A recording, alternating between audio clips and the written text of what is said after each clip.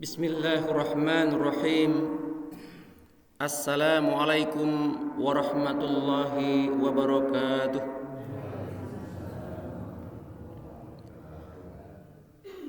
Innal hamdalillah nahmaduhu wa nasta'inuhu wa nastahdihi wa na'udzu billahi min shururi anfusina wa sayyiati a'malina.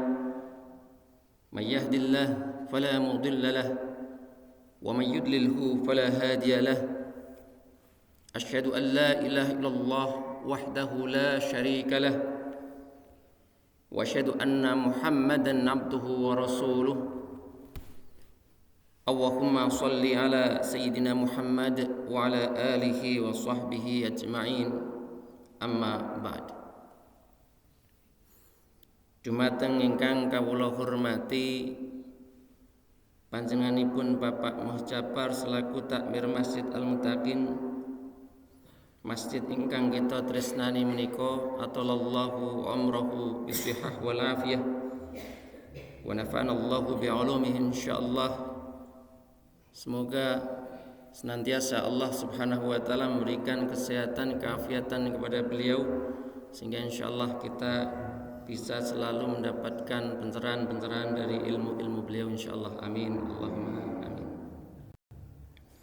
Hadir ugi alhamdulillah enjang menika panjenenganipun Bapak Sunardi selaku Ketua Muhammadiyah Ranting Murangan.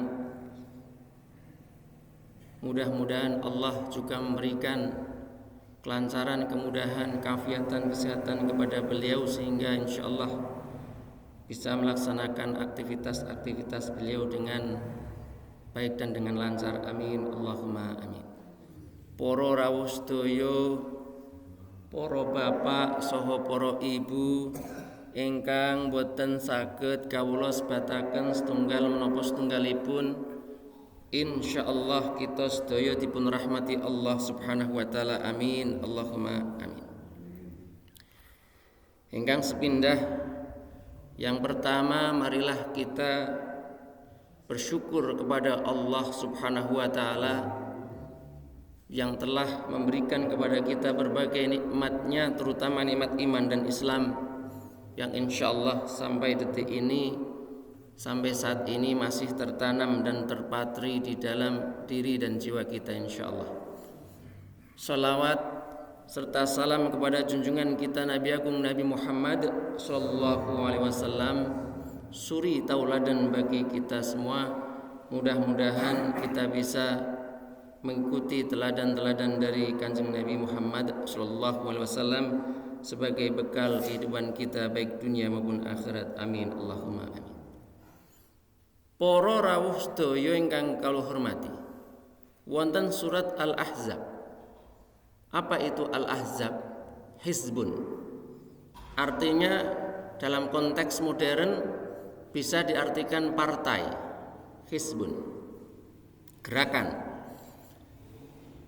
Bisa diartikan kelompok. Maka Al-Ahzab ini jamak, kelompok-kelompok. Kenapa surat itu disebut sebagai surat Al-Ahzab? Karena ketika itu musuh-musuh Islam, musuh-musuh Nabi Muhammad SAW itu mereka bersatu, baik itu kaum kafir Quraisy, musyrik Quraisy, orang Yahudi dan seterusnya. Mereka bersatu padu untuk menghancurkan Islam. Di mana? Di Madinah. Maka terjadilah kemudian perang, namanya perang Khandaq. Ini kenapa surat ini disebut sebagai surat Al-Ahzab.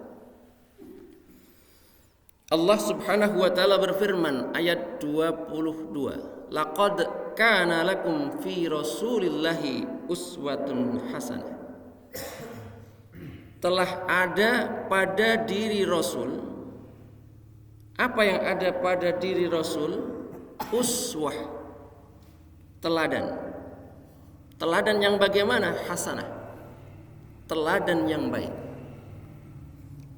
Maka di dalam kitabnya Musnad Asy-Syafi'i, kitabnya Imam Asy-Syafi'i, di dalam kitab Musnad Asy-Syafi'i beliau menulis Anan nabiyya, sesungguhnya Nabi Muhammad sallallahu alaihi wasallam kana yakhutubu qa'iman. Ketika itu beliau khutbah ketika dalam keadaan berdiri, qa'iman. Waqad qala, beliau bersabda, beliau mengatakan, laqad kana lakum fi rasulillahi uswatun hasanah. Beliau mengutip firman Allah Subhanahu wa taala. Telah ada pada diri Rasul itu uswah, teladan yang baik. Wa qala, dan kemudian berkata, apa maknanya? Fattabi'uhu, maka perintahnya adalah ikutilah uswah-uswah itu. Kita diperintahkan untuk mengikuti uswah-uswah, teladan-teladan dari Nabi Muhammad sallallahu alaihi wasallam. Maka di dalam kesempatan pagi ini, Ahad pagi ini, saya akan menyampaikan beberapa contoh. Yang pertama di dalam kitab Sahih Al-Bukhari. Kita akan sampaikan dari kitab Sahih Al-Bukhari. Qala haddatsani Urwah, berkata kepadaku Urwah. Berkata kepada siapa? Kepada Ibnu Syihab. Urwah berkata kepada Ibnu Syihab, anna Aisyah radhiyallahu anha, sesungguhnya Sayyidah Aisyah, zaujan Nabi sallallahu alaihi wasallam, istri Nabi Muhammad sallallahu alaihi wasallam, haddatsathu, memberikan kabar kepadanya atau bercerita kepadanya. Artinya apa? Sayyidah Aisyah bercerita kepada Urwah. Siapa dia Urwah? Urwah itu adalah tabi'in. Ada yang bertanya, kenapa kok bertanya kepada Sayyidah Aisyah, tidak kepada Nabi sendiri? Karena tabi'un atau tabi'in itu tidak bertemu dengan Kanjeng Nabi, generasinya berbeda. Tapi masih menemui sahabat-sahabat senior, termasuk Sayyidah Aisyah. Maka karena tidak melihat Nabi sendiri, bertanya kepada Sayyidah Aisyah. Maka Sayyidah Aisyah bercerita, haddatsathu annaha qalat lin nabi, bahwa ketika itu Sayyidah Aisyah bertanya kepada Nabi Muhammad sallallahu alaihi wasallam. Apa pertanyaannya? Beliau Sayyidah Aisyah bertanya, hal ata alaika yaumun kana ashadda min yaumi Uhudin. Wahai Kanjeng Nabi, wahai Rasul, pernahkah engkau mengalami penderitaan yang lebih berat daripada penderitaan saat engkau berperang di perang Uhud? Ini pertanyaan Sayyidah Aisyah kepada Kanjeng Nabi Muhammad sallallahu alaihi wasallam. Pernahkah engkau lebih menderita daripada perang Uhud itu, yang lebih berat daripada itu? Apa jawab Nabi Muhammad sallallahu alaihi wasallam? Qala, beliau mengatakan, laqad laqitu min qaumika ma laqitu. Aku telah mengalami penderitaan dari kaummu. Kaummu ini, kaumiki, artinya kaumnya Sayyidah Aisyah ini maknanya Quraisy. Kenapa? Karena Sayyidah Aisyah juga dari Quraisy. Artinya aku mengalami penderitaan dari Quraisy, orang kafir Quraisy. Tetapi itu tidak seberapa, padahal itu sudah berat. Tapi bagi Nabi itu tidak seberapa. Wa kana ashadda ma laqitu minhum, yang paling berat, kata Kanjeng Nabi, yaumal aqabah, peristiwa Aqabah. Apa yang terjadi? Id aradtu nafsi ala ibni abdi yalila ibni abdi kullal, kata Kanjeng Nabi, aku menemui Ibnu Abdi Yalil bin Abdi Kulal, falam yujibni illa ma aradtu, dia tidak menjawabku. Artinya apa? Kanjeng Nabi mendakwainya, tetapi dia tidak menjawab dakwah Nabi Muhammad SAW. Di mana? Di Taif. Yang terjadi sebaliknya, beliau disiksa, dilempari batu, bahkan anak-anak pun ikut melempari batu Nabi Muhammad SAW di Taif ini. Sampai-sampai digambarkan di dalam kitab Dalailun Nubuwah yang menulis Al-Imam Al-Baihaqi, dalil-dalil kenabian, genrenya kitab sunnah. Di dalam catatan kakinya Al-Imam Ahmad, kutipan Imam Ahmad bin Hanbal radhiyallahu anhu, Kanjeng Nabi itu berdoa, wa fihi ad-du'a, di dalamnya ada doa, alladzi da'ahu Rasulullah sallallahu alaihi wasallam, yang Nabi Muhammad berdoa dengan doa itu kapan? Ba'da an amida ila dzil haidil bustan. Jadi saking menderitanya, dilempari batu, disiksa di situ Kanjeng Nabi, akhirnya beliau pergi berlindung kemana? Ila dzil haidil bustan. Di situ ada kebun, kebunnya itu ada pagarnya, sampai bersandar di sana. Di situ Nabi Muhammad SAW di dalam kitab Dalailun Nubuwah ini disebutkan beliau berdoa kepada Allah. Apa doanya? Allahumma inni ashku ilaika du'fa quwwati. Ya Allah, hanya kepadamu aku mengadu kelemahan kekuatanku. Wa qillata hilati, dan sedikitnya upayaku, wa hawani 'alan nasi, dan kehinaanku di hadapan manusia.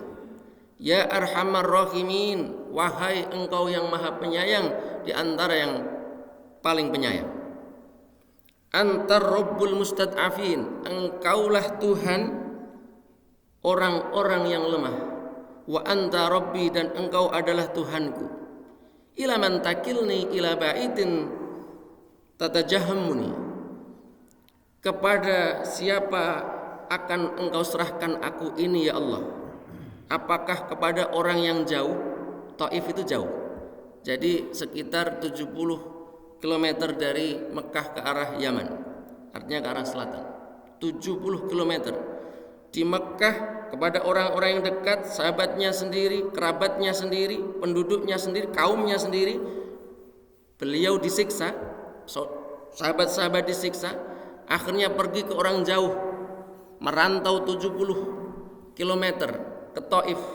Di sana dia juga mendapatkan siksaan. Maka beliau berdoa, kepada siapa akan engkau serahkan aku ini ya Allah?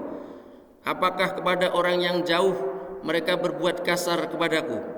Au ila aduwin malakathu amri, ataukah kepada orang dekat tetapi mereka adalah musuhku yang telah engkau kuasakan kepadanya? In lam yakun bika alayya ghadabun fala ubali.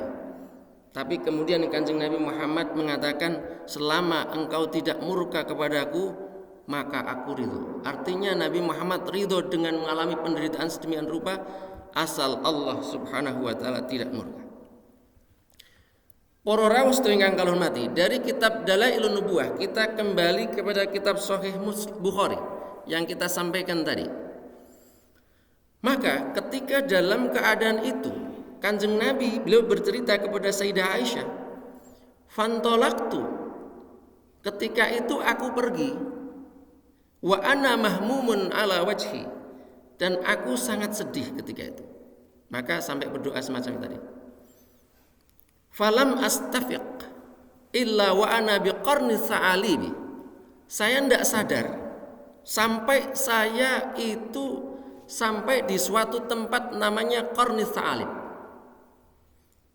Ketika sampai di Qarni Sa'alib ini, apa yang dilakukan Nabi Muhammad? Farafa'tu ra'si, aku mengangkat kepalaku. Fa idza ana bisahabatin qad adallatni. Di sana aku lihat ketika aku mengangkat kepalaku, aku melihat bisahabah, ada awan yang menaungiku. Terus Kanjeng Nabi ini memang senantiasa dinaungi oleh Allah, awan. Maka ada orang bertanya kepada Syekh untuk mengecek rambut Nabi Muhammad itu asli atau palsu, karena banyak yang palsu. Wahai Syekh, ini ada rambut Nabi Muhammad, bagaimana mengeceknya? Ini palsu atau asli? Engkau Syekh, engkau yang lebih tahu. Maka oleh Syekh ini, apakah terus dibawa ke tempat laborat dan lain sebagainya, diuji dengan teknologi canggih? Tidak. Kata Syekh ini, bawa ke tempat keluar ruangan. Nanti akan bisa dilihat itu asli atau palsu. Kenapa? Kalau dibawa keluar ruangan, nanti Kanjeng Nabi selama hidupnya itu dinaungi awan. Ada rambutnya, awan akan datang. Kalau awan datang berarti asli. Kalau tidak ada awan datang berarti palsu. Maka rambut Kanjeng Nabi itu hitam legam. Ada beberapa pendapat, salah satunya karena ternaungi terus oleh awan. Ini saya dapatkan referensi ini, tapi bukan dari kitab, dari beberapa link. Para sedaya ingkang kula hormati. Nah, ketika itu fanadhartu, di awan itu tadi, fa idza fiha Jibril, saya melihat di balik awan itu ada malaikat Jibril. Fanadani, dia memanggilku, faqala, dia mengatakan, innallaha, sesungguhnya Allah, qad sami'a qaula qaumika laka, telah mendengarkan apa yang dikatakan oleh kaummu terhadapmu, wa ma raddu 'alaika, dan Allah Subhanahu wa taala juga telah mendengarkan penolakan mereka terhadapmu wahai Nabi Muhammad sallallahu alaihi wasallam. Wa qad ba'atsa ilaika malakal jibali, dan Allah telah mengutus kepadamu malaikat penjaga pegunungan. Jibalun, jabal satu gunung, jibalun gunung-gunung atau pegunungan. Untuk apa? Lita'murahu bima syi'ta fihim, terserah mau kamu perintah apa itu malaikat penjaga gunung itu. Kata malaikat Jibril, fanadani malakul jibali, tidak berapa lama kemudian malaikat penjaga gunung ini memanggil Kanjeng Nabi Muhammad sallallahu alaihi wasallam, fasallama alayya, ia mengucapkan salam, assalamualaikum ya Muhammad. Tsumma qala ya Muhammad, wahai Muhammad, dzalika fima syi'ta, katakan apapun yang kau katakan.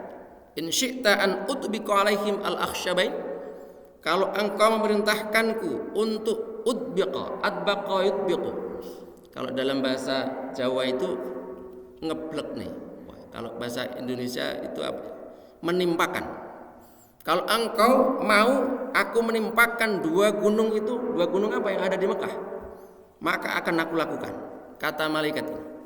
Faqala Nabi sallallahu alaihi wasallam, tapi apa jawab Nabi Muhammad sallallahu alaihi wasallam?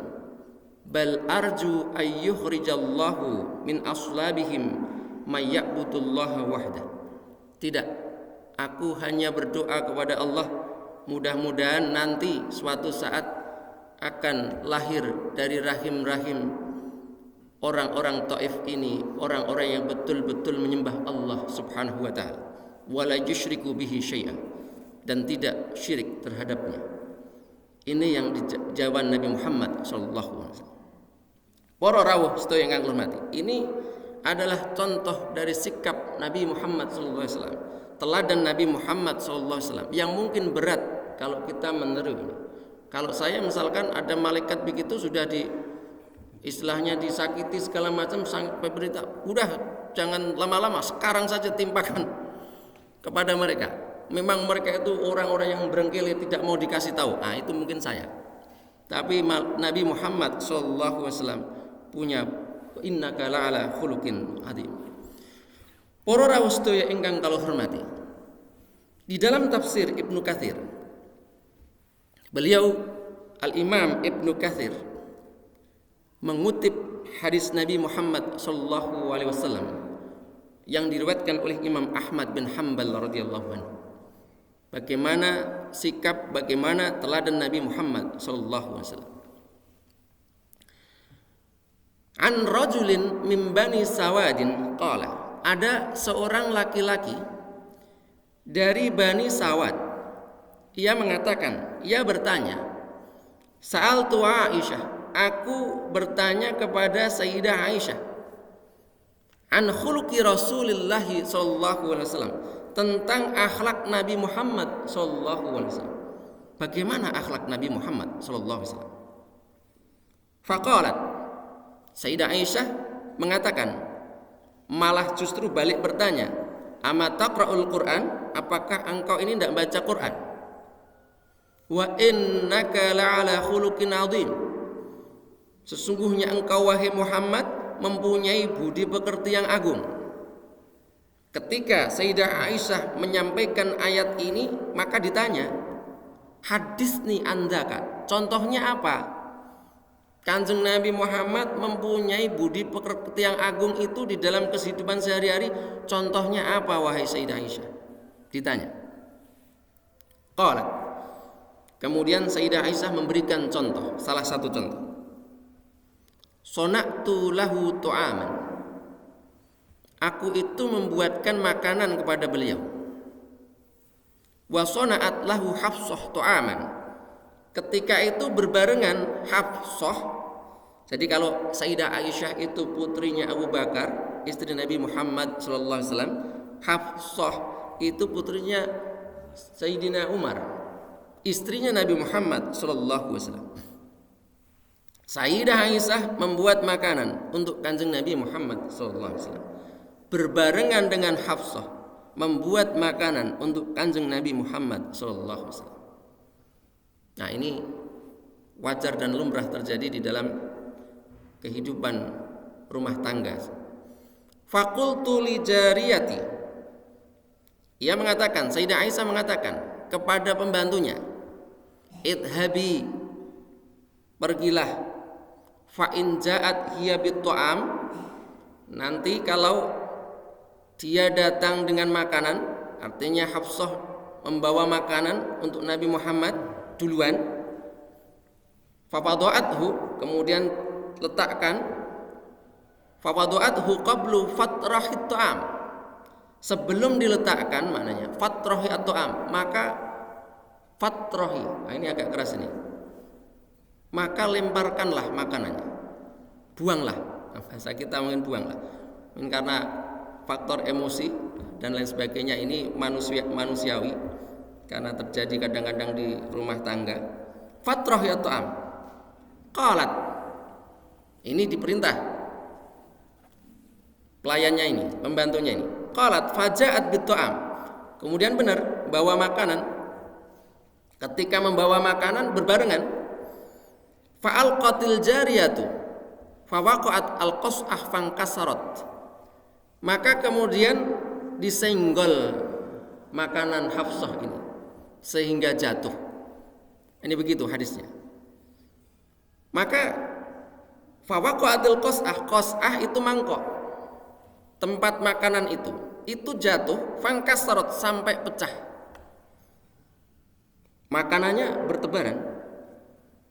Wa kana nata'a, qalat jama'athu Rasulullah sallallahu alaihi wasallam. Apa yang dilakukan oleh Kanjeng Nabi ketika itu? Apakah Kanjeng Nabi marah? Enggak. Kanjeng Nabi kemudian memungut makanan itu, dipungut, dikumpulkan, jama'ahu, dikumpulkan makanan. Kita bayangkan makanan jatuh zaman dulu, zaman Nabi Muhammad tidak seperti sekarang. Sekarang kebanyakan rumah itu sudah berlantai, maka tidak terlalu kotor. Kalau dulu masih tanah liat campur pasir. Ini Kanjeng Nabi memungut satu-satu makanan itu. Tapi nanti jangan ditanyakan ini makanannya apa ini, gerontol, tiwul, karena ini tidak diceritakan apakah tiwul apa. Yang jelas Nabi Muhammad fajama'ahu, dikumpulkan oleh Nabi Muhammad dan mengatakan kepada pembantu tadi, iktasu atau iktasi syakka aswad, masukkan, tempatkan lagi di tempatnya. Artinya kalau kamu bawa tempat lagi yang kosong, taruh di sana. Tapi kalau kamu tidak bawa tempat, taruh di tempatnya yang dibawa oleh Aisyah tadi. Akhirnya dikumpulkan di sana jadi satu dan dimakan oleh Kanjeng Nabi Muhammad sallallahu alaihi wasallam. Ini adalah akhlak beliau. Beliau tidak marah. Fama qala syai'an, Kanjeng Nabi tidak mengatakan apa-apa yang menyakiti pembantu ini tadi. Ini yang diceritakan oleh Sayyidah Aisyah. Para rawuh sedaya ingkang kawula hormati. Satu lagi saya akan ceritakan, masih saya mengutip dari tafsir Ibnu Katsir. Sabata fi sahihain. Ibnu Katsir beliau menulis hadis yang ada di dalam kitab baik Al-Bukhari maupun Muslim. Saya tidak lacak ke aslinya, yang menulis Ibnu Katsir. Sabata fi sahihain an Anas, dari sahabat Anas bin Malik radhiyallahu anhu. Qala, yang mengatakan, khadamtu Rasulullah sallallahu alaihi wasallam. Aku telah melayani Kanjeng Nabi Muhammad, dados pelayani Kanjeng Nabi Muhammad. Berapa tahun? Asrus sinina, 10 tahun. Fama qala li uffin qat. Tidak pernah Kanjeng Nabi Muhammad mengatakan uff. Uff itu artinya ketika kita tidak senang terhadap sesuatu, kita mengucapkan ini. Kenapa kamu begini? Kenapa kamu begitu? Wala qala li syai'in fa'altuhu lima fa'altah. Beliau tidak pernah mengatakan sesuatu yang saya lakukan, kenapa engkau melakukan ini? Tidak pernah. Menegur begitu tidak pernah. Wala li syai'in lam af'alhu ala fa'altah. Dan juga terhadap sesuatu yang aku tidak mengamalkannya, melaksanakannya, kenapa kamu tidak melakukan itu? Tidak pernah. 10 tahun. Wa kana sallallahu alaihi wasallam, ini persaksian dari sahabat Anas radhiyallahu anhu. Kanjeng Nabi itu secara akhlak ahsanan nasi khuluqa. Akhlaknya paling baik secara akhlak. Wala masistu khazzan wala hariran wala syai'an kana alyana min kafi Rasulillah. Dan saya juga belum pernah menyentuh, tadi secara karakter, yang kedua secara fisik saya belum pernah menyentuh khazzan. Khazzan itu beludru, kalau bahasa Inggrisnya velvet. Wala hariran, dan juga sutra. Wala syai'an kana alyana min kafi Rasulillah, yang selembut tangan Kanjeng Nabi Muhammad sallallahu alaihi wasallam. Wala syamamtu miskan wala itron, aku belum pernah mencium bau parfum, misik atau itron. Itron itu parfum. Kana atyab, yang lebih wangi, min araqi Rasulillah sallallahu alaihi wasallam, dari keringat Nabi Muhammad sallallahu alaihi wasallam. Maka para rawuh sedaya ingkang kula hormati, Kanjeng Nabi Muhammad berdasarkan beberapa contoh ini merupakan teladan bagi kita. Kalaulah ada seorang pakar pendidikan karakter dunia asal Amerika, namanya Thomas Likona, merumuskan pendidikan karakter akhlak itu, kalau dalam bahasa Islam itu menurut dia itu ada 3 rumusannya. Yang pertama adalah moral knowing. Kita mesti tahu mana yang baik, mana yang buruk. Tapi moral knowing ini, kata Thomas Likona, ini tidak cukup. Kita tahu misalkan buang sampah itu buruk, tapi faktanya di mana-mana kita masih buang sampah sembarangan. Padahal kita tahu. Nah, ini tidak cukup kata Thomas Likona. Maka perlu yang kedua. Apa itu? Kata dia, Thomas Likona, pakar pendidikan karakter asal Amerika ini, maka harus ada namanya penyadaran. Artinya moral feeling. Kita mesti menanamkan kesadaran. Kalau kita mendidik anak-anak membuang sampah itu tidak baik, maka kita mesti bagaimana menanamkan kesadaran dan membangkitkan kesadaran anak itu kalau membuang sampah itu tidak baik. Mungkin dengan menceritakan bagaimana dampaknya kalau kita buang sampah sembarangan dan sebagainya. Tapi berhenti sampai di situ, apakah sudah cukup? Ternyata tidak. Dia mengatakan kemudian selanjutnya adalah apa? Moral action, maka harus dilakukan, dilaksanakan. Maka yang ada di dalam pendidikan karakter akhlak ini ada namanya kesadaran, ada kejujuran, kemudian ada namanya kesungguhan, kerja keras. Kita kerja keras saja tanpa kejujuran itu tidak akan mencapai tujuan, hanya bekerja keras tanpa kejujuran, maka tidak akan bisa mencapai tujuan. Maka harus semuanya itu berbarengan. Dan ini ternyata oleh Kanjeng Nabi Muhammad SAW telah dirumuskan dan ditanamkan 1400 tahun yang lalu. Hanya kita mungkin belum bisa meneladani Kanjeng Nabi Muhammad dengan sempurna. Menika ingkang saged kawula aturaken wonten enjang menika, nyuwun pangapunten mbok pilih wonten kalepatanipun. Billahi taufik wal hidayah. Assalamualaikum warahmatullahi wabarakatuh.